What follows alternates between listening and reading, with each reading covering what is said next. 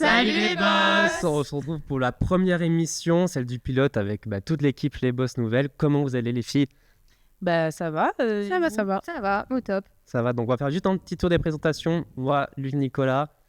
Moi, Bérénice Kervidi, Sandy Marseille, Tamara Schwartz. Donc, la fine équipe. Voilà, exactement. Donc l'émission va se dérouler en 4 chroniques, puis une partie tips et astuces, et après les quiz. Les petits jeux. Un petit jeu sympatoche. Donc on va commencer direct. Donc Tamara, tu vas nous parler d'une étoile à l'honneur, Guillaume Diop. Est-ce que tu peux nous en dire davantage? Effectivement, le danseur Guillaume Diop a inauguré ce lundi 22 septembre sa statue de cire au musée Grévin à Paris. Un honneur rare pour un artiste de seulement 25 ans et une nouvelle étape dans le parcours de celui qui est devenu en 2023 le premier danseur étoile noire de l'histoire de l'Opéra national de Paris. Guillaume Diop est né en 2000 dans le 18 arrondissement de Paris. Il découvre la danse à l'âge de 4 ans et se passionne d'abord pour le contemporain avant de se tourner vers le classique. Son talent est vite repéré à 8 ans. Il entre au conservatoire du 18e arrondissement, puis il rejoint en 2012 l'école de danse de l'Opéra de Paris où il suit une formation d'excellence. En 2018, il intègre le corps de ballet de l'Opéra. 4 ans plus tard, il devient sujet, un rang déjà prestigieux dans la hiérarchie. Et en mars 2023, à seulement 23 ans, sa carrière bascule lors d'une représentation de Gisèle et c'est à Séoul. Il est nommé danseur étoile, le plus haut titre possible pour un danseur à l'opéra.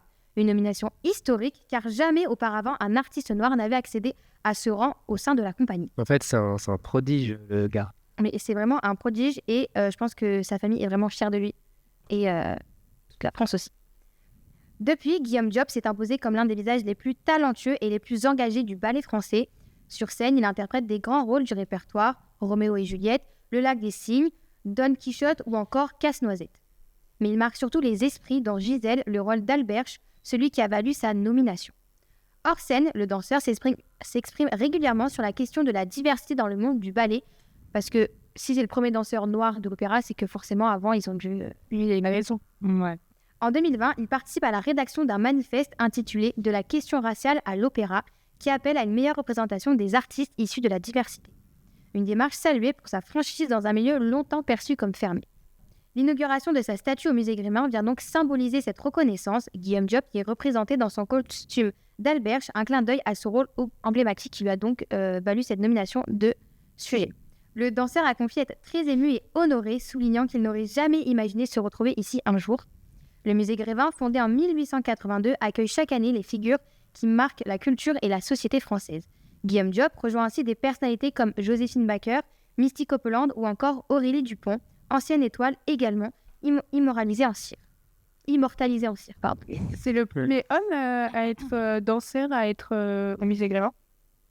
Je sais pas. Non. Ben, Oui, c'est le premier danseur noir. en soi, ouais, il me semble que je suis Je pense allé... parce que même dans les gens que tu dis... Je suis allé au musée Grévin, j'ai pas reconnu de danseur ou de danseuse, donc... Mais après, il y a vraiment le cliché comme quoi la danse est réservée aux filles. Oui, encore Donc plus ça. déjà, c'est un homme et en plus de ça, il est noir. Ouais, je pense que vraiment, il marque bien sa génération. Bien sûr, même au musée Grévin, c'est un truc tellement prestigieux ou... Oui, c'est un peu une Voilà. concrétisation. Ouais, c'est ça. De ouf. Donc franchement, c'est trop bien. Mais du coup, continue, tu peux y aller, Tamara. En l'espace de quelques années, Guillaume Diop est devenu l'un des symboles du renouveau de l'Opéra de Paris. Un danseur virtuose, mais aussi un modèle d'ouverture et de diversité pour toute une génération. Son parcours entre exigence artistique et engagement personnel incarne l'évolution d'un monde de la danse plus inclusif, plus moderne, mais toujours fidèle à l'excellence.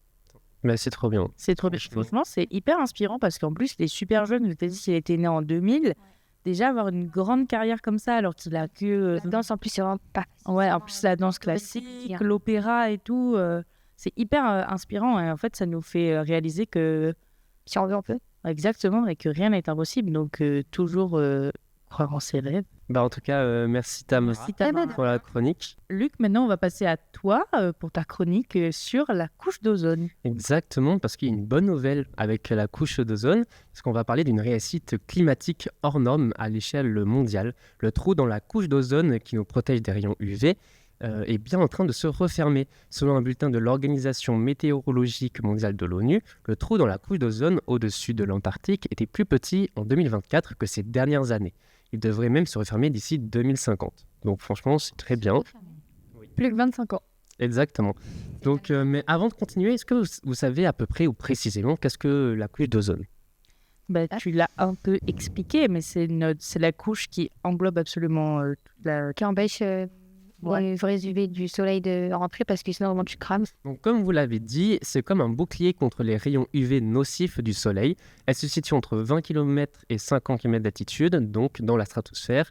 Cette concentration d'ozone absorbe la plupart de ces rayons UV nocifs qui, pour rappel, peuvent provoquer des cancers de la peau, altérer le système immunitaire et même endommager l'ADN des êtres vivants. Donc, ce trou a été identifié en 1985. Les chlorofluorocarbones, appelés sinon CFC, autrefois utilisés dans les aérosols et les réfrigérateurs, ont été identifiés comme principaux responsables de l'amincissement de la couche d'ozone. Chaque année, des trous sont créés sur plusieurs endroits de la Terre. Pour le trou au-dessus de l'Antarctique, il réapparaît tous les printemps. Il a atteint son pic le 29 septembre 2024 avec une masse déficitaire d'ozone de 46,1 millions de tonnes, un niveau inférieur à la moyenne établie sur la période de 1990 et 2020. Mais Luc, comment ça se fait que le trou se reforme, enfin, ce trou de la couche d'ozone se reforme? Il se renferme, il se reforme pas.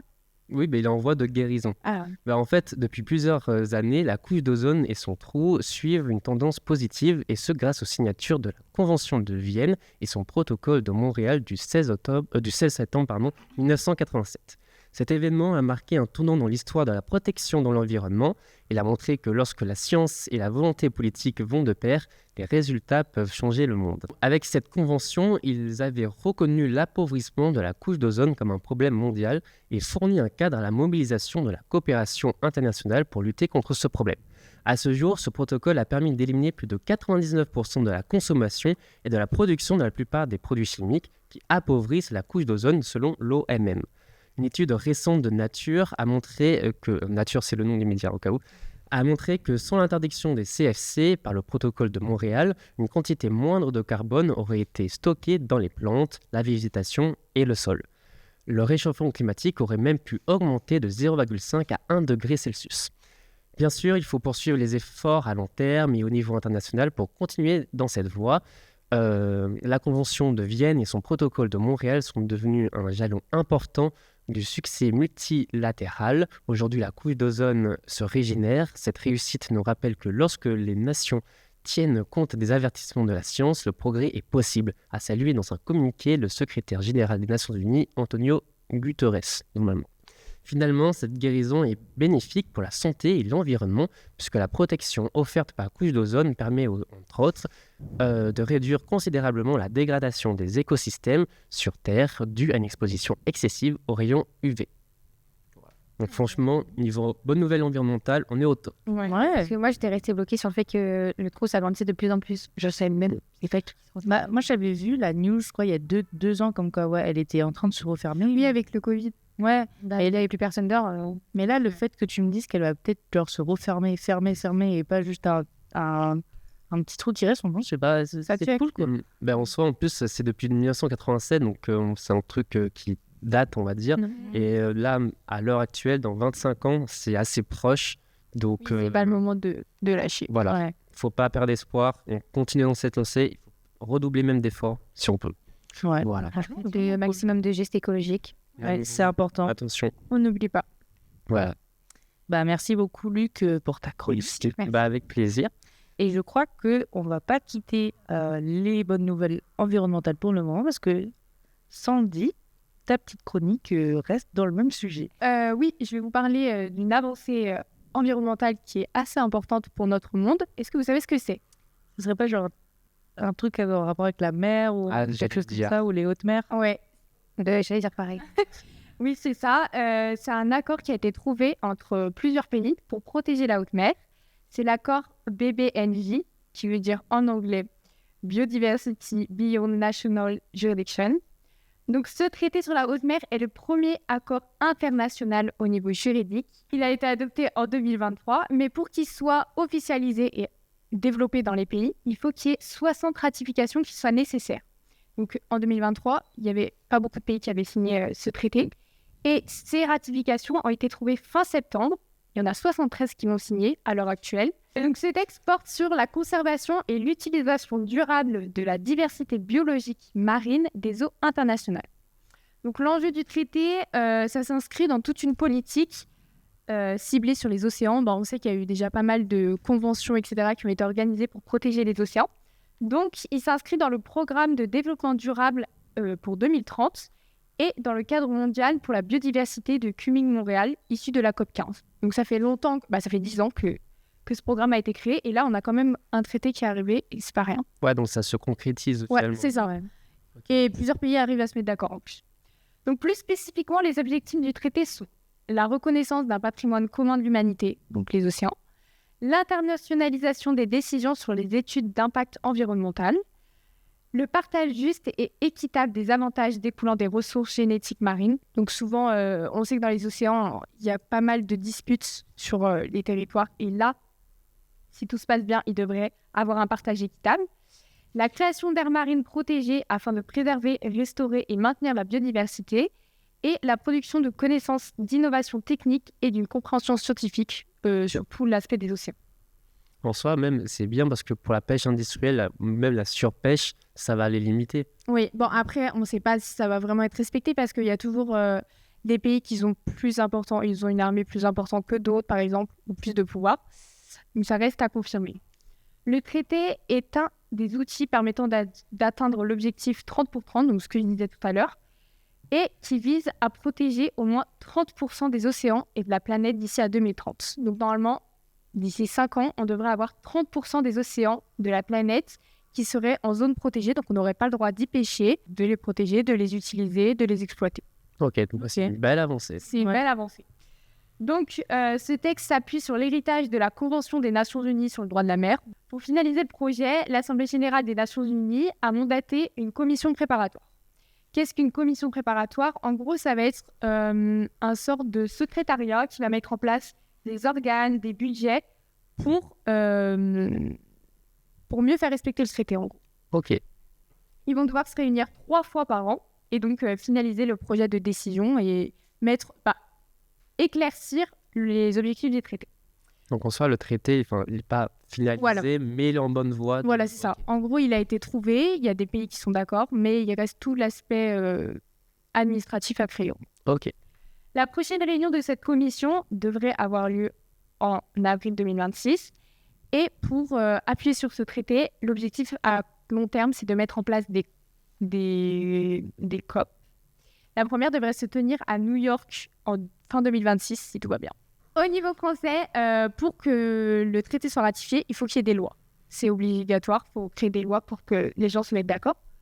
Donc, la loi autorisant la ratification du traité BBNJ a été adoptée à l'unanimité par les 2 chambres parlementaires français. L'Assemblée nationale a voté le texte en mai 2024 et le Sénat l'a adopté définitivement le 5 novembre 2024. Il y a encore d'autres États comme le Royaume-Uni, l'Allemagne ou l'Australie qui n'ont pas encore ratifié le contrat, mais il devrait être prévu de signer l'accord en 2026. Ok, en plus aussi le signe, ça va être vraiment un grand pas. Voilà. Donc, franchement, c'est cool. Une bonne chronique environnementale. En tout cas, merci Sandy. Merci Sandy, super chronique. Ouais, Très intéressant. surtout sur l'environnement, c'est pas commun d'avoir des bonnes nouvelles sur l'environnement. C'est vrai. Là, aujourd'hui, on vous donne de l'espoir. Ouais. Donc, Diana. voilà. Voilà. Donc, Bérénice, maintenant, tu vas nous parler d'une histoire merveilleuse. Explique-nous qu'est-ce que c'est.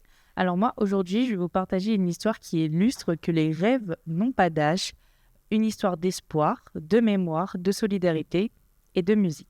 Celle d'Hermina Hirst, une survivante dont le désir le plus intime va bientôt devenir une réalité. Hermina est née en Tchécoslovaquie, dans une Europe assombrie par la montée des tensions. Pendant la Seconde Guerre mondiale, elle est arrêtée et déportée à Auschwitz. Elle y survit dans les conditions les plus cruelles et perd certaines personnes de sa famille, ce qui laisse un héritage lourd et indélébile. Après la guerre, elle part pour les États-Unis. Elle s'installe à Détroit, reconstruit une vie, une famille, des souvenirs, mais sans oublier son passé. Dans ce parcours de résilience, un désir restait silencieux. Chanter devant une foule, porter sa voix, se tenir devant un public et élever une note de fierté, de souvenir et surtout de vie. À 89 ans, on dirait qu'on pourrait penser que les rêves se taisent, mais Hermina n'a jamais abandonné cette envie. Lors d'un repas de famille, elle évoque ce souhait, chanter l'hymne national américain dans un stade devant des milliers de personnes. Ouais, mais c'est un grand rêve finalement, c'est Oui, en une plus, à grandiose. 89 ans, c'est pas rien. Ouais, mais c'est ce qui montre que y a des gens qui ont des rêves et qui s'y tiennent jusqu'au bout, quoi. C'est vraiment une vraie preuve de résilience, quoi. Totalement. La famille émue la croit, forcément. Quand ta grand-mère te dit quelque chose, forcément, tu as plus tendance à la croire qu'autre chose. Mais trouve que c'est presque peut-être fou de vouloir Normal, c'est normal. monter devant une foule. Voilà. Un jour, sa petite fille poste une vidéo d'Hermina qui chante chez elle, avec douceur, mais aussi avec détermination. Cette vidéo, portée par l'émotion, devient virale. Des milliers d'internautes partagent, encouragent et applaudissent ce geste. Non pas pour une star, mais pour une femme qui porte tant de vécu. Les dirigeants de l'équipe des Tigers de Détroit perçoivent le symbole. Ils invitent Hermina à monter sur scène dans leur stade pour ce moment qu'elle a espéré toute sa vie. Ce qui rend cette histoire si forte, ce n'est pas seulement l'acte en lui-même, mais c'est tout ce qu'il incarne. La mémoire que l'on n'oublie jamais, ce que l'histoire a imposé à des millions de personnes. Hermina est là pour témoigner, pour chanter et pour la rappeler. Le désir, certes tardif, mais persistant. On a souvent l'idée que les rêves appartiennent à la jeunesse. Cette histoire montre que pas du tout. Même à 89 ans, on peut encore avoir des ambitions et des désirs à concrétiser. La force du numérique, ce n'est pas un mécène ou un grand sponsor qui a permis ce rêve. Ce sont des partages, des likes, des mots d'encouragement, des milliers d'internautes qui, chacun à leur échelle, ont soutenu ce geste. Le geste symbolique de monter sur scène dans un grand stade pour chanter, c'est presque une victoire sur le temps, sur la douleur et surtout sur le silence. Hermina Hirsch aura bientôt l'occasion devant un stade de chanter ce moment qu'elle a longtemps porté silencieusement. Comme si la vie, après tant de drames, disait « Tu le mérites et ta voix compte ». Alors, à tous ceux qui écoutent, osez rêver un peu plus haut, osez croire que le soutien, même discret, peut transformer l'impossible et gardez en tête que parfois, c'est dans ce qu'on croyait impossible que l'on trouve notre plus belle victoire. Wow, c'est beau. Bravo. Quel beau message. Finalement, le message fort de l'émission, c'est l'espoir. Littéralement. On a eu 2 nouvelles sur l'environnement et 2 nouvelles sur les rêves, au final. Oui, Ouais, exactement. C'est vrai que des messages d'espoir. on a eu des grands messages d'espoir, de bonnes nouvelles. C'est un peu le but de notre émission, de vous apporter des bonnes nouvelles, qu'elles soient tant environnementales que culturelles, que même sportives. En fait, notre mission, c'est un peu de porter l'espoir pour tout le monde, finalement. Exactement, mais ça donne envie de réaliser ses rêves, finalement. Je vais aller monter l'Everest, je pense aussi. Ok. Essaye, ouais. Il regarde déjà avec les escaliers de l'EDJ. Donc voilà. Et maintenant, on va passer à la rubrique tips et astuces. C'est parti.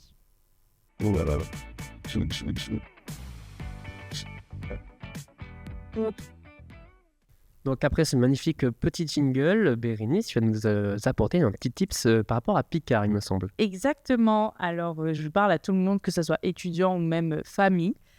Si vous avez la carte Picard, pour votre anniversaire, vous avez un gâteau gratuit qui vous est offert. Attention, gratuit, c'est dans les grandes lignes. Vous devez faire un achat pour l'avoir. C'est pour tout achat hors les sacs et les couverts. Et vous pouvez choisir entre 3 types de gâteaux. Soit un fondant au chocolat, personnellement c'est mon préféré. Mais il est Excellent. Il est On bien a pu le goûter, franchement, on vous le conseille. Bon. Soit une tarte tatin, soit une tarte normande. Donc il y en a pour tous les goûts. Mais- Ouais, c'est pour moi. Et moi je vous conseille quand même le fondant au chocolat parce qu'il est vraiment génial. Et c'est vraiment pratique parce qu'il n'y a pas de minimum d'achat. Vous pouvez juste acheter un truc à 2 € et vous aurez le petit gâteau offert. Et puis, ça permet aussi de se faire plaisir. Souvent, quand on est étudiant, on n'a pas forcément les moyens de s'acheter des gâteaux. Et c'est important d'avoir un petit gâteau quand même pour son anniversaire et de pouvoir se faire plaisir. Et même pour les familles nombreuses qui n'ont pas forcément un budget énorme pour acheter un gâteau d'anniversaire, avoir un petit gâteau comme ça offert, franchement, c'est vraiment pas si mal. Mais un bon cadeau, finalement. Voilà. Même autre Picard, il y a plein d'entreprises qui font des offres, comme Lego, par exemple, si on va sur le site, enfin non, en magasin. Enfin bref, quand c'est votre anniversaire, regardez bien tous les sites. partout. Ouais. Voilà. Surtout, n'hésitez pas à faire un peu d'égoïste, l'écocentrique et aller voir les gens dans les magasins et dire « Aujourd'hui, c'est mon anniversaire, est-ce qu'il n'y a pas eu d'offre ?» Parce que souvent, vous pouvez N'hésitez pas. toujours repartir avec un petit quelque chose. Souvent, les magasins... Yves Rocher, vous repartez avec le magasin entier. Ouais, C'est vrai. Vous ne seriez pas déçus. exactement. Et Luc, toi aussi, tu as un petit tips, une petite astuce à nous proposer aujourd'hui. Exactement, c'est par rapport aux étudiants. Par contre, là, c'est pas pour les anniversaires ou quoi, c'est vraiment que pour les étudiants. Parce que jusqu'au 9 décembre 2025, Google offre gratuitement 1 an de Google AI Pro aux étudiants. Donc, l'offre comprend Google One avec 2 Tera stockage, ce qui est énorme. Un accès au meilleur modèle Gemini qui, pour rappel, c'est l'IA de Google. Les fonctions IA de Google Suite, donc que ce soit Doc, Sheets ou je sais pas, ou autre. Et Notebook LM+. Donc habituellement, cet abonnement est facturé 21,99 € par mois, donc c'est vraiment très rentable. Donc pour les étudiants, c'est totalement rentable. Avec cette promotion inédite, Google veut rivaliser avec ChatGPT et ses 800 millions d'utilisateurs.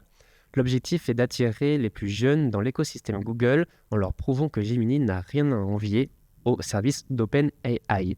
L'offre étudiante de Google est accessible sur sa page dédiée au forfait Google One. Depuis cette page, vous pouvez cliquer sur Vérifier mon éligibilité. Il vous faudra insérer le nom de votre université ou de votre école et renseigner votre numéro CVEC. Et si vous en possédez un, pour accélérer la vérification. Google vous demandera aussi votre nom, votre prénom, votre mail, votre date de naissance, comme d'habitude. Vous pourrez aussi envoyer des preuves comme un document de scolarité pour accélérer la manip. Voilà. Donc, pour tous les étudiants, pendant 1 an, voilà. Et attention, utilisez l'IA avec bon escient. Voilà. Ça, il faut rappeler. Avec modération. N'oubliez pas qu'on est des êtres humains et qu'on a un cerveau C'est ça, faut pas oublier. qui sert à réfléchir. Par contre, Voilà. Maintenant, on va passer à la rubrique quiz. C'est parti.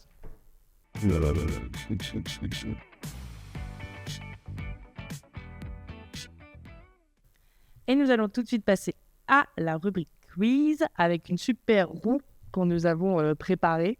N'est-ce pas magnifique? Et On a du budget ici. je pense que vous avez deviné, mais en fonction du prénom sur lequel ça tombe, ça sera la personne qui devra faire le petit quiz. Donc, à la régie, on peut lancer la roue. Allez, Serena. Qui ça sera? Ce sera Sandy. Donc, Sandy va nous présenter son petit mini-jeu et nous, on va y Sandy répondre. Barcé. Alors moi, ça va être quelque chose de simple. Attention, elle triche, hein. Mais je triche rien du tout, je vois même pas, frère. Moi, Ça va être Attention. assez facile. J'ai pris des news marquantes du mois de septembre. Je vais vous poser des questions. Vous allez devoir deviner qu'est-ce qui s'est passé à cet événement. Ok. Je suis un peu deg parce qu'on va pas être en compétition, Tamara, mais c'est ok. T'inquiète pas, la prochaine fois. Ok. Alors du coup, on compte les points, c'est une vraie compétition. En septembre, il y a eu une cérémonie marquante pour le cinéma, les Emmy Awards. Qu'est-ce qui a marqué cette 77e Le émission? jeune qui a gagné, l'adolescent là qui a gagné. Oui. Ah, putain, j'ai... Moi, À seulement 15 ans, Owen Cooper est devenu le plus jeune acteur masculin à obtenir un prix. Donc c'est une consécration pour ce jeune prodige qui a joué dans la série Adolescence. Adolescence, Il exactement. a gagné le second rôle, enfin le meilleur second rôle. Ouais, c'est Oui, ça. c'est ça. C'est grâce à la scène où, avec sa psy, où il se lève et il est énervé de fou. Et c'est incroyable cette scène. Regardez là. Au moins vous êtes quali. Bah voilà, c'était ça. Bérénice, tu... j'ai la ref, mais j'ai pas la personne. Pas grave. Ok, donc un point pour Tamara. On passe à la deuxième question qui, je pense, va plus vous concerner. Combien d'argent ont été récoltés aux Z-Events 2025? 16 millions. Oui. Eh J'étais bien, à ouais, 2 points parce que j'allais c'est un dire peu- 18. Non, C'est quoi 16. Ouais, je crois que j'allais dire 16 aussi. Les Z-Events 2025, donc, c'est clôturé avec 16 179 096 € de dons récoltés. Donc, il a eu lieu début septembre. Il bat le record historique du Z-Event 2022 qui était de un peu plus de 10 millions. Ouais. Mais excuse-nous. Pardon. Les 16 millions ne vont pas à n'importe qui. Ils sont répartis en 8 associations. Donc, il y a la Ligue contre le cancer, le Sourire à la vie, le Rire médecin et d'autres associations. Donc, le Z-Event est le plus grand événement caritatif en ligne en France. Il y a déjà plusieurs éditions qui ont été créées. Donc, pendant 3 jours, une quarantaine de streamers et streameuses sont réunis à Montpellier pour récolter des fonds au profit d'associations. Est-ce que vous aviez suivi cet événement? Oui. Non. Un peu. J'ai suivi la suite de Nico et Baylan qui ont fait le retour. Ah oui, c'est vrai. Paris. Ouais. Excellent. Mais du coup, voilà. C'est une bonne nouvelle, ça aussi, comme quoi Internet, ça ne sert pas qu'à des mauvais. Ah, totalement. Plus on l'a vu avec la chronique de Bérénice, donc vive les réseaux sociaux. Ensuite, bon, Luc et Bernie, je ne sais pas si vous allez connaître. Quel Français a brillé au championnat du monde d'athlétisme? Oh, waouh. Ah non, Tamara, tu sais pas? Non. Oh là là. Je ne sais pas du tout, ouais. Pas Je vais pas faire semblant. Serena, tu sais? Mais c'est une blague. La première lettre du prénom du nom de famille. Tu demandes le nom de famille. Prénom, non, le Prénom. J. Nom de famille. Ah, je crois que j'ai vu. Bah, J et nom de famille. J et J. J et G. J et J. Il va être tellement coupé le quiz. Mais il fallait bien que je mette un peu de sport. Non, mais j'ai grave vu, mais je sais plus. Dis-nous. Sinon, Ouais, Et bah, c'est Jimmy Gressier qui est devenu champion du monde. C'est le premier Français champion du monde dans une course de fond. Et c'est seulement le 3... donc, il a été sacré champion du monde aux 10 000 mètres. C'est le 3e Européen de l'histoire à être champion du monde dans cette discipline, après Alberto Coba et Mo Farah. Il faut savoir que le 10 000 mètres et les courses de fond en général, c'est des disciplines extrêmement dominées par les Africains. Donc là, c'est un véritable exploit ce qu'il a fait, sachant qu'il a remonté toute la ligne d'arrivée dans la dernière ligne droite. Il a battu un Éthiopien et un Suédois pour quelques centièmes, et c'est seulement le 10e Français champion du monde en athlétisme de l'histoire. C'est tout. Ouais. Après Kevin Mayer en 2022, donc comme quoi, c'est vraiment... Ouais, c'est proche en vrai. Ouais. En 3 ans. Après, Kevin Mayer, c'était au décathlon, donc c'est pas la même discipline. Ok. Ok. Mais du coup, c'est vraiment... Là, par contre, c'est vraiment un exploit de ouf. Vive la Et- France. Oui, et en plus, il a fait aussi une médaille de bronze aux 5000 mètres, donc il est reparti avec 2 médailles. Oh, waouh. C'est impressionnant. Moi, il dit c'est un boss. Ouais, c'est vraiment un boss. Ensuite, donc du coup, on reste à 2-0 pour Tamara. Ouais. Voilà. Essayer de sauver la mise. Et là, c'est une question particulièrement pointue. Oh là là. Le sujet de l'agriculture. Pour protéger... Ah bah ça, je suis pas sûre que vous connaissez, mais au moins, ça va être fait. Pour protéger contre les prix d'achat de la grande distribution, qu'est-ce qu'a fait un agriculteur dans les Landes, à votre avis?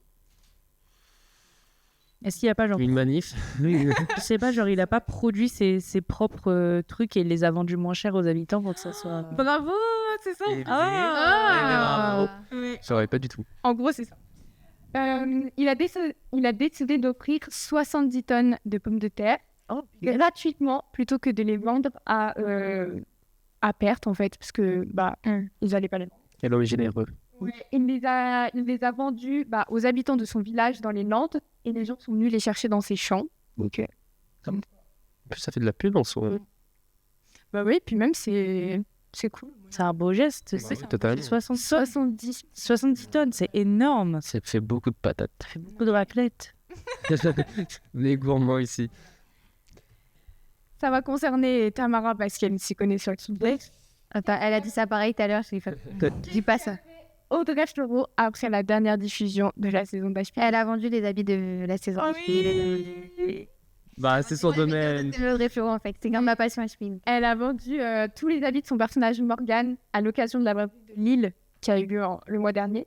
Et les bénéfices ont été récoltés et reversés à la Fondation des femmes. Oh, c'est un très beau geste. Sachant que ça a été une vraie série marquante pour TF1. Ouais. Mais c'est quoi du coup HPI en vif? C'est une série HPI, donc au potentiel intellectuel, où on suit Morgane, je sais plus c'est quoi son nom de famille, non, Je sais plus. Je sais plus non plus. dans la série.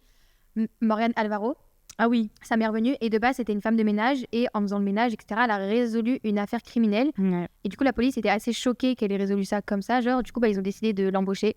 Et on l'a su à travers toutes les saisons. Bah, là, la série est terminée, mais je sais que les fans, il y en a pas mal qui voulaient une saison supplémentaire. Donc, ouais. Ah, parce que c'est bien HPI quand même. Franchement, C'était plus si j'avais. ouais, c'est l'une des rares séries françaises que j'ai vraiment adoré regarder. Et d'ailleurs, HPI s'est fait grave copier en Amérique par un autre truc. Ils ont demandé les droits. Ouais, mais c'est nul. Alors que HPI c'était français, c'est beaucoup mieux. Et franchement, c'est vraiment l'une des rares séries françaises que je regarde et qui est vraiment bien. Genre, les mises en scène sont super bien faites et tout. Enfin, genre, même les décors, les costumes. Et puis, c'est quand même drôle. Oui. Donc, c'est vraiment pas. Donc, on les retrouve tellement. Ouais, finalement, Tamara, grande J'ai dit gagnante. mais c'est 3. Oui, donc voilà. Bravo, Tamara. Bravo, t'as pas sauvé. Merci beaucoup, en fait. Tu auras le droit d'acheter une vraie roue. Merci pour Merci pour le quiz. Il était grave bien. Ouais. Merci. Et maintenant, juste pour vous dire, les autres émissions, ce sera moi et Bérénice en tant que présentateurs avec 2 ou 3 autres chroniqueurs. Et Tamara et Sandy seront sur la rubrique reportage, interview filmée. Et à la régie. Et à la régie aussi. Même chips filmés. Ouais, tout. Tout ce qui est filmé en fait. Voilà, pour apporter. Après, on reviendra de temps en temps pour faire des chroniques. Ne vous inquiétez pas, elles sont Non, toujours mais- là. On fait partie de Allez. la fine équipe des boss Dans Noël. le noyau. Donc voilà, en espérant que cette émission vous a plu, en espérant aussi que vous êtes aussi amusés, les filles. Ouais, c'était trop bien. Trop bien. Ouais. Trop bien. Donc voilà, on espère qu'on vous a donné le smile, des bonnes nouvelles. L'émission a lieu une fois par mois, Enfin, tous tous les les mardis. mois. tous les mardis, les deuxièmes mardis du mois. Et on est aussi présent sur Instagram et TikTok. Ouais, Exactement. exactement. Des boss nouvelles. tout simplement. Et on fait un récap du mois dernier, du coup. Voilà, c'est Parce que l'émission sort un peu après le mois. Voilà. Voilà. Maintenant, on va vous dire au revoir les boss. Au revoir, les Salut. boss. Ah.